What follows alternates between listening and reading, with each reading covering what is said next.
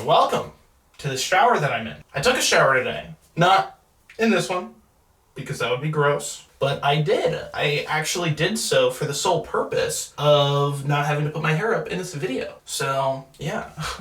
enjoy. The hair is out, and it's giving and slaying and popping off. Anyways. Also, little mic is still here. Little non-functioning mic. Just in case you didn't see the last video, I'm here to remind everybody to not say anything about it. It does not function. I'm aware. If anything, if it did function, it would probably make the experience way worse because I'm all over the place, okay, with this thing. It just allows me to express myself, and it's also cool. We can move on now. I'm gonna be talking about Kid Cudi today. I, for the most part, love all of his music. Even the songs that I don't really listen to, I'm still like, yeah, you go, King.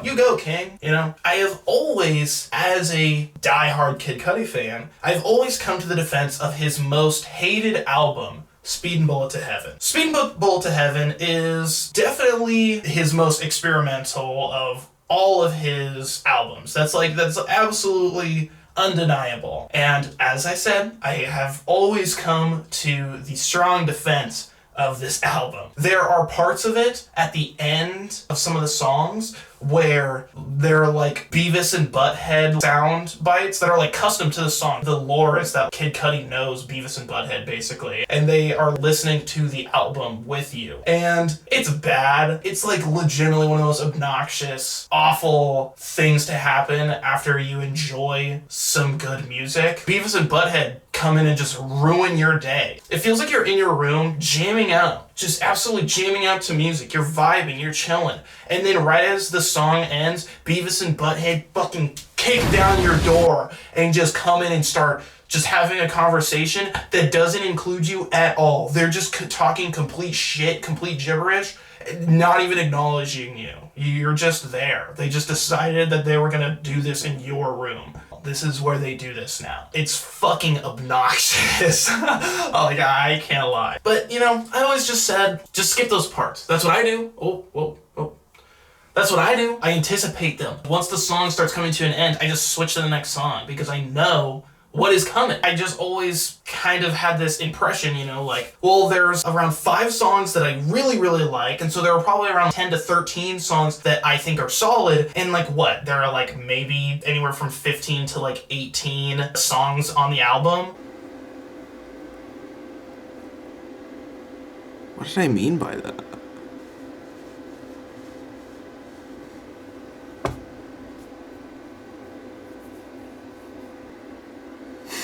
You know, it's like, that's a solid album. You just skip the Beavis and Butthead parts, it doesn't matter. Stop complaining. But then I kind of like sat back and I realized that there were maybe like 3 songs from that album on my like main Kid Cudi playlist. And then I really started thinking, and I was like, when was the last time that I listened to this album all the way through? There are plenty of his albums that I listen to all the way through on a fairly regular basis. And I just realized that Speedin' Bullet to Heaven is literally never one of those. So, I did something very scary. I looked my demons in the eye, right in the face, and I listened to the Speedin' Bullet to Heaven album all the way through.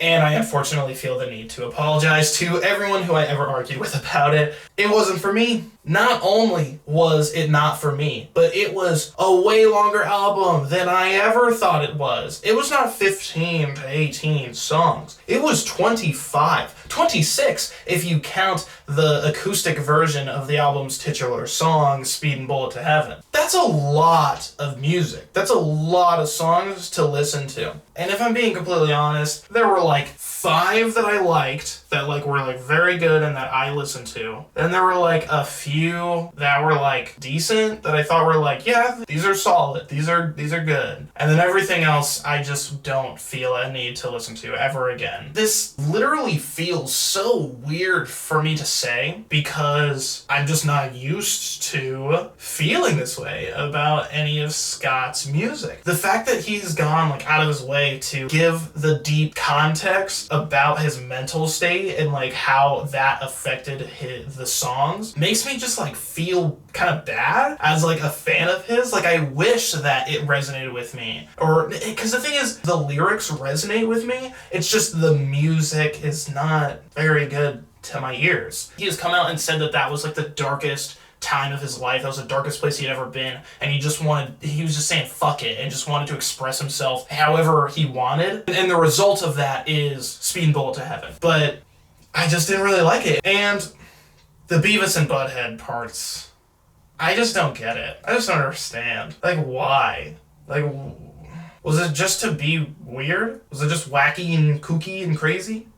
Is that it? Because if so, then like, okay. So, yeah, it was definitely an unfortunate night for me. I was sitting in my bathroom, listening to all of them, and I just felt something come over me.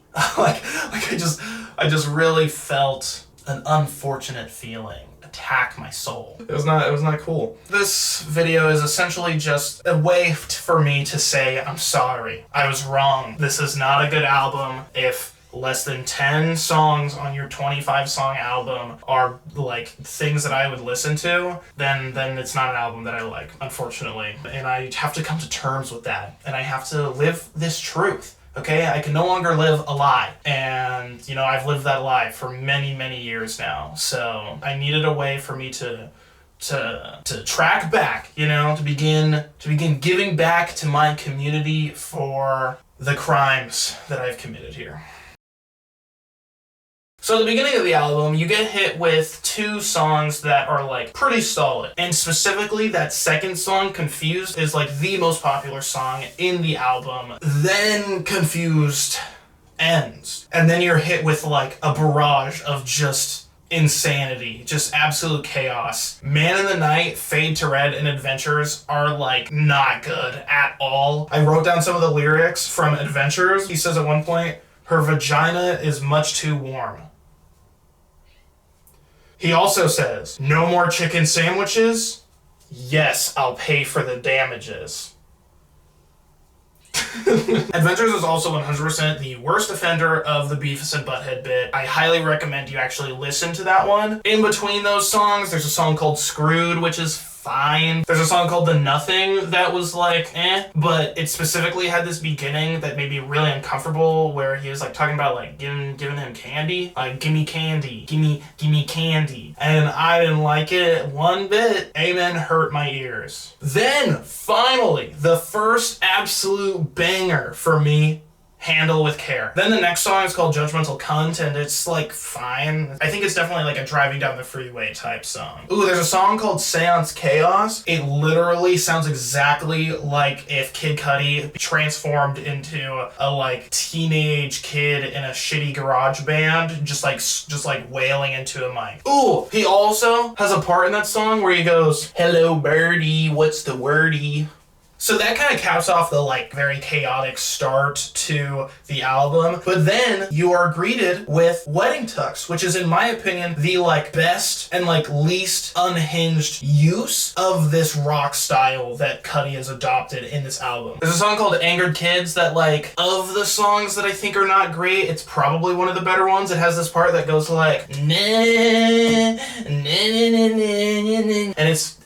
it's really good. Fuchsia Butterflies and Red Sabbath are songs that I just found really boring. Speedin' Bullet to Heaven, the titular song of the album, I think is really good, and I think that it encompasses the album. Who would have thought that the song named after the album would encompass the album? That's incredible commentary, Jackson. Embers is really solid. I really like the lyrics in that one. Anomaly was an interesting one because like conceptually, I really liked what he was attempting, but it's not something that I would just genuinely listen to. Return of Chip Douglas was like the most repetitive of the songs and was not good. Trauma was solid and had some really conceptual moments about Kid Cudi's experiences with death. Wait was alright. It definitely comes right before this like finale of 3 like solid songs. Insides Out was like the vibiest of all of them. It definitely like makes you think the least. The lyrics aren't as deep or they don't have as much to say, but like as a song it's still really good. Worth had a really cool message that I think will resonate really easily with people that like feel like they might not be good enough, which is basically everyone at some point in their lives. And then the finale, Melting, is such a like calm, lulling song. If you're driving, it like just makes you want to pull over, kick your seat back, and just close your eyes for a second. Just experience the moment. Yeah. So that's my list and my analysis of Kid Cudi's Speedin' Bullet to Heaven. And also just my apology, I guess. My sincere apology to everyone who I ever said was wrong about their opinions, when that's not how opinions work. And I should be more open-minded, because also my opinions might be wrong.